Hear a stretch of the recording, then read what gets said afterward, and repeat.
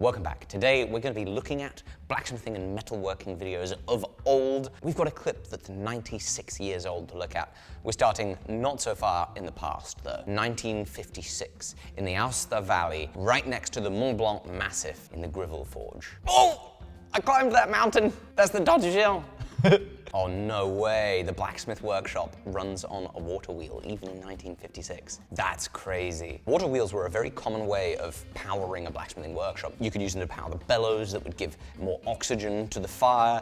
You could use them to power trip hammers too, but I definitely wouldn't have expected that they'd still be used in 1956 in a manufacturing facility. Oh, look at that. They literally have a trip hammer, a power hammer off the water wheel, just like I was saying. Look at this.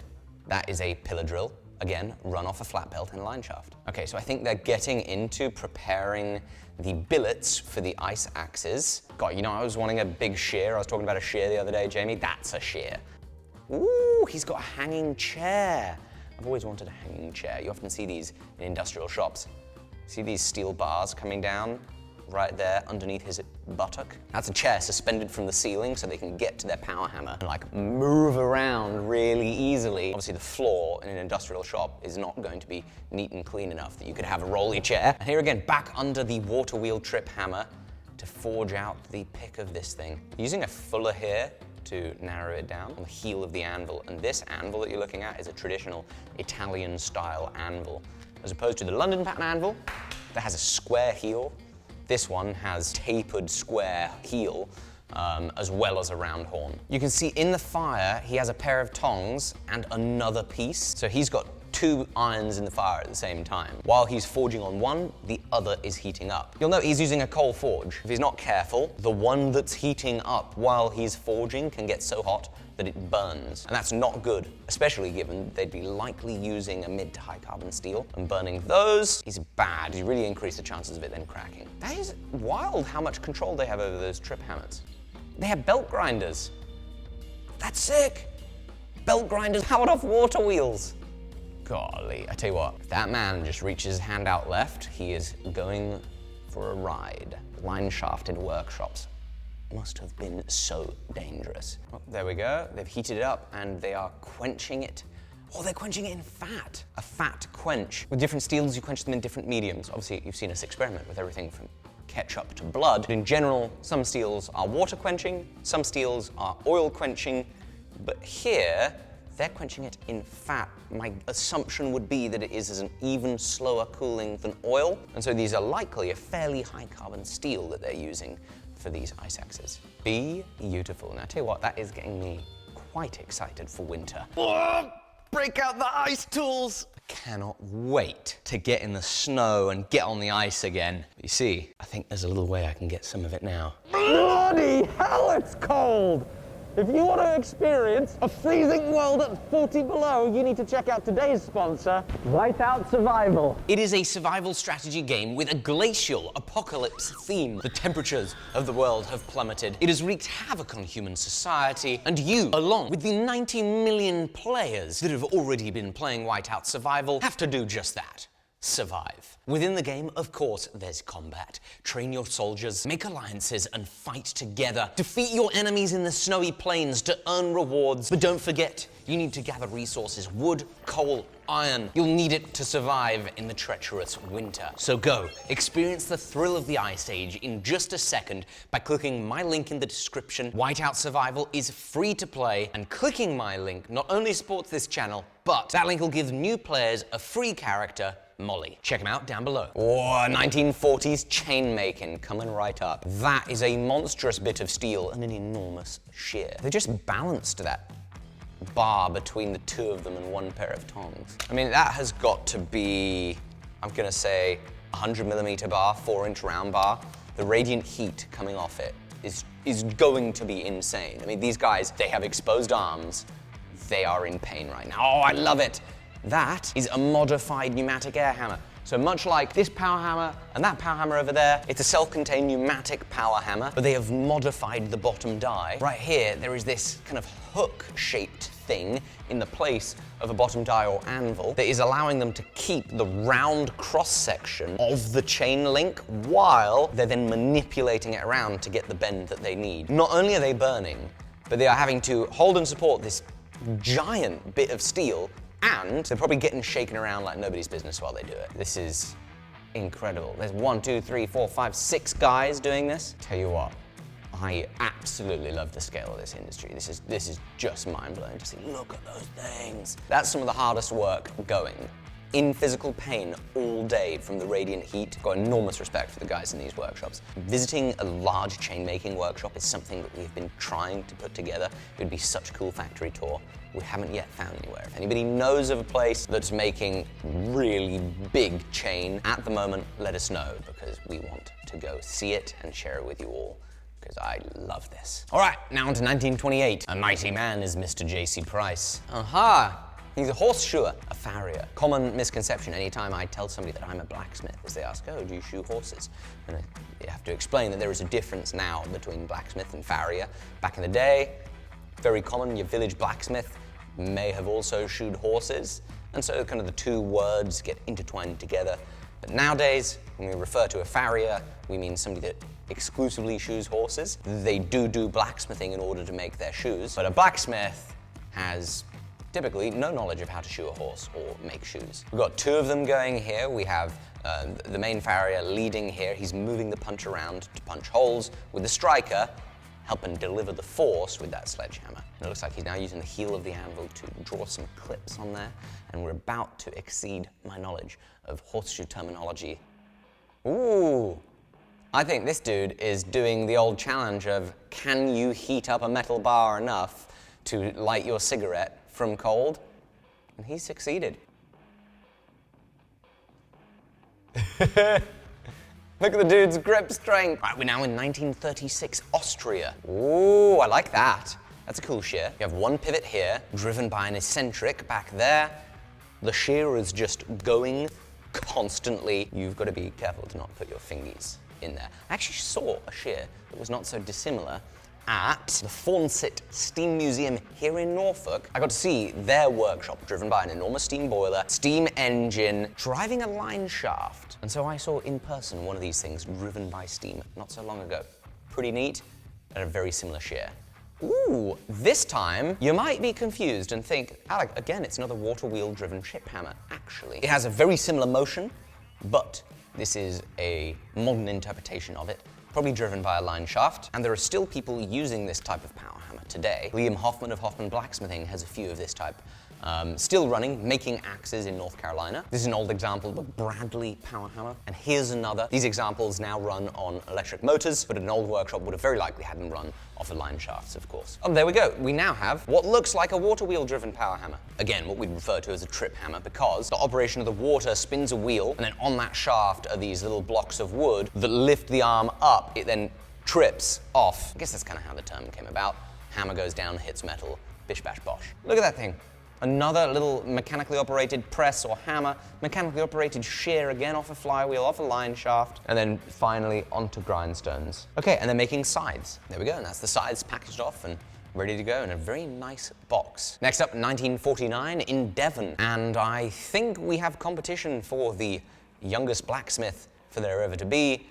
It appears that there is now nothing special about my having started blacksmithing at the age of 11, because this young man seems to be 4 years old. I was basically a pensioner when I started. Okay, he's getting into horseshoeing very young. I love it.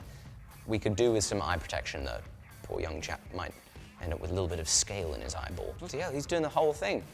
A little small horse for a little small lad. Again, I'm not a farrier, so I shouldn't be looking at this, because I'm not allowed to, by law. Right, 1948, Baker Street in London. We have a female blacksmith. She's working away with a ball peen hammer, and it appears they are making some decorative ironwork candle holders. She's fitting up a scroll to an example, trying to match it up. The way that these pieces are constructed is through what I would assume is going to be forge welding up here, and then these collars. Much like how a rivet, you assemble it when it's hot, it then cools and shrinks, and it applies this kind of extra constricting force on the two parts. You can go ahead and take collars, assemble collars while they're hot. They're not going to put anywhere near the same sort of force, but you can get some extra gripness from the collars, and it's a very traditional way of assembling decorative ironwork like this. So this is super cool, because what we often see is we see massive industrial forges, big industrial heavy ironwork looking at these old videos, but this is very similar to what a modern day blacksmith would be doing. They'd be making gates and railings and fencing, and we're seeing them do it in 1948, just with slightly different tools. They still had an oxy-fuel torch though, just like I use here in the workshop today. Beating out a living! Ooh, okay doke, we've got a crucible coming out. They are pouring some molten copper and then forging an ingot. Again, under a water-powered trip hammer. I mean, this is technology that has been going for like, I'm gonna say thousands of years. What? According to AI, first invented in China in the Western Han Dynasty, 202 BC. But that was for grain processing. I don't know for other things, but they definitely appeared in medieval Europe by the 12th century. So this is technology that has remained largely unchanged and was still being used, as we saw in the first clip, way past the Second World War. And there we go, that's exactly what I wanted to show you earlier. That is the operation of a trip hammer. Oh wow, they're making big pots.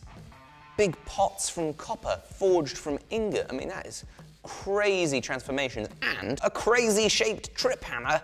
Never seen one of those. All right, 1947. It looks like they are learning some oxyacetylene welding. Very cool. I like the glasses, much cooler than the modern day equivalent. You need a pair of goggles like this when you're doing oxyacetylene welding. These are a shade 5. You can see it lets a good bit of light through. But in order to arc weld, you need like a shade 9, 10, or 11, which is much darker and you can't see anything through it. 1949, handmade steel making in Sheffield. I did not think this was going to involve feet. Jamie, there's feet on my computer. Quentin Tarantino directed this one. Oh, did he? Wait, are you serious? No, you're not. There is a barefoot man smudging his feet in clay, and this apparently has something to do with steel making. Tell you what, that dude's in good shape. Look at them biceps. And like, he's got some good shoulder definition as well. Now he's taking slices off. I don't quite know what for yet. This looks a lot more like dessert and not as much like steel as I was expecting. Wait, have I accidentally put the clip of how they make fudge in? It looks like fudge, Jamie. It looks like he's turned it into a hexagon. Now he's rounding it out. Ooh, and he's gonna squish it into something. Hitting it with a big old wooden mallet. And we're gonna find out what we've got from all this effort. Yeah, it's like a big crucible. Okay, now we find a furnace. And that's a big old chunk of bar. That's probably, again, 3 or 4 inch square, 800 or 100 mil square bar. Is that a Massey Clear Space power hammer? Yes, I think it is. Oh, it's my favorite. That power hammer is something special. I was very privileged to be able to run some glorious Massey Clear Space power hammers, not so dissimilar to the size of power hammer that this is, when we visited W.H. Tildesley, and it was one of the best days of my life. I just need a workshop where I can dig a giant hole in the floor so that one day I can own one myself. So in 1949 I had Massey Clear Space pneumatic hammers. A lot of those other clips they were using trip hammers, so where was like this sort of thing? That? You mean the steam hammer? You just haven't selected the videos with steam hammers in use. I will say this, though. Larger scale, you would have seen more steam hammers, I think. But you see them on an enormous scale, like you would see them at the Everleigh Works in Sydney, Australia. I once did a tour there, and they've got some enormous old steam hammers, which would have been dating from even earlier than this clip here. They've all kind of had their place in history. As soon as the self-contained pneumatic power hammers, like the Massey Clear Space, came to town and they were invented for the one-man operator or two-man operator type work, they took over. So I don't know where the relevance is to the clay pots, but they have taken that big 4-inch bar and they've forged it into some slightly smaller bar. And here comes the big clay pot. It looks like it has some molten steel or iron in there because it's throwing some of the sparks that are typical with slightly burning steel or iron. And they're pouring it into a mold of some sort. Okay, I feel like the chronology may be off here in this video. Let's recap what I think the chronology should be. The man steps in clay, he makes a pot. They heat the pot, within it is some iron or steel. They pour it into a mold and then heat up the billet of steel to then forge it under our beautiful what looks like 1000 weight clear space massey power hammer. 1940 to 1949, I think this is gonna be another massive shear. Oh no, it's a donkey saw! This is a reciprocating hacksaw. Unlike a bandsaw that is one continuous band, a donkey saw reciprocates the blade back and forth. Very simple crank mechanism on an eccentric. You can make fabulously accurate cuts on them. You won't have as quick cuts. They take a very long time to cut. How do I know this? I used to own one. When I finally got a bandsaw, I decided I no longer needed the donkey saw, and I sold it to another blacksmith for £1 single. Ooh, very nice. This is a Massey power hammer again.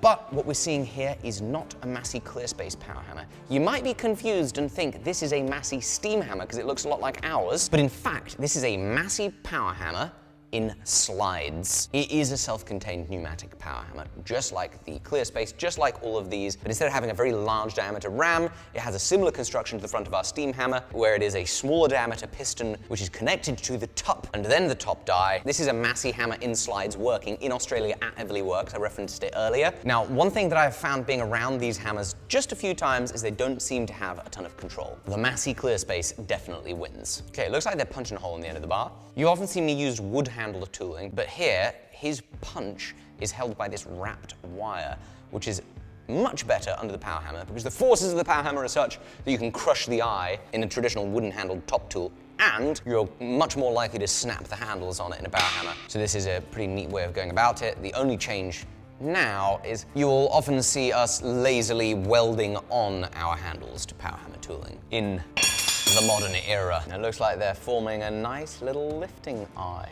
And by little, I mean enormous. I mean, this thing must have been rated for like 10 tons. Beautiful hook. And presumably that is all individually forged chain links as well. I mean, the things that we can take for granted today are innumerable. Every single component of life involved skilled, hard handwork. I've got nothing but tremendous respect for the people that have come before us in this trade. I found that super interesting. I hope you did too. And I look forward to seeing you on the next episode. Small reminder to please go check out today's sponsor, which was Whiteout Survival. The link is down below.